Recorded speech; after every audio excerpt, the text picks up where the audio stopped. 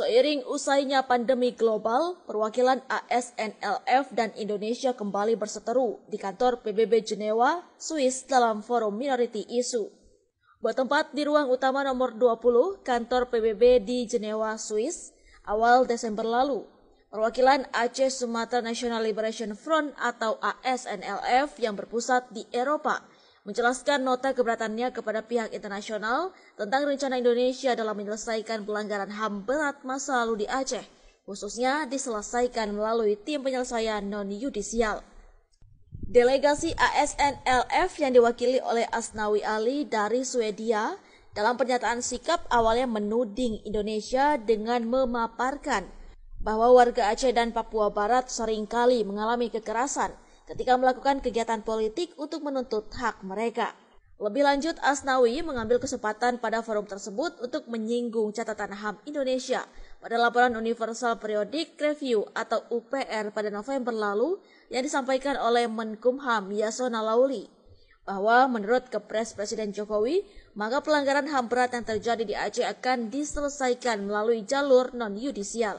ASNLF menentang keras mekanisme tersebut karena mencederai keadilan dan akan melegalkan kekebalan hukum bagi pelaku yang umumnya dilakukan oleh pihak militer.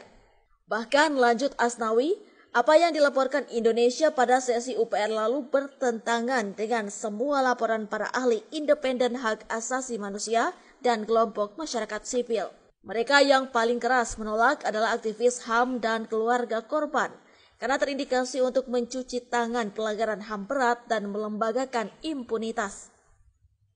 Dengan demikian, Asnawi mengatakan itu adalah bukti bahwa pemerintah tidak mampu dan tidak mau menyelesaikan kasus pelanggaran HAM berat melalui proses peradilan.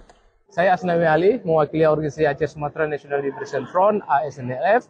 Hari ini, hari Kamis dan besok 1 dan 2 Desember, berada di Jenewa mengikuti program ataupun kaum minoritas, forum minority, yang salah satunya ASNLF dalam oral statement yang saya sampaikan tadi bahwa menitik beratkan tentang pelanggaran HAM berat di Aceh agar tidak diselesaikan dengan non-yudisial sebagaimana Jokowi mengeluarkan keputusan presidennya. Dan tentangan ini sebenarnya bukan hanya ASNLF, termasuk juga aktivis dan juga NGO netral lainnya, baik di Jakarta dan juga di Aceh.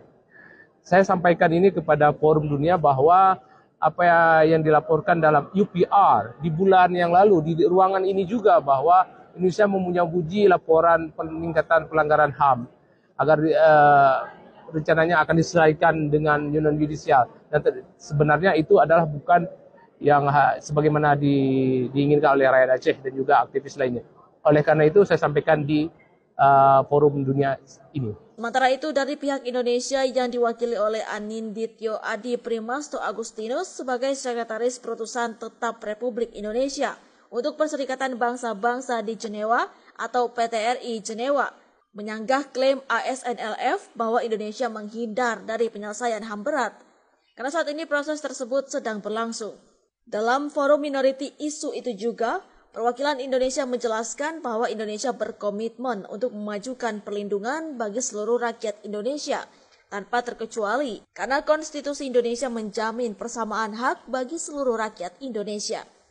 Berkenaan dengan Aceh, Anindityo Adi Primasto Agustinus menegaskan bahwa kesepakatan damai tahun 2005 telah membuahkan hasil, yaitu menyelesaikan konflik di Aceh secara damai. Begitu juga Aceh telah diberikan status otonomi khusus sebagai peluang penuh untuk menjamin terpenuhinya aspirasi rakyat Aceh.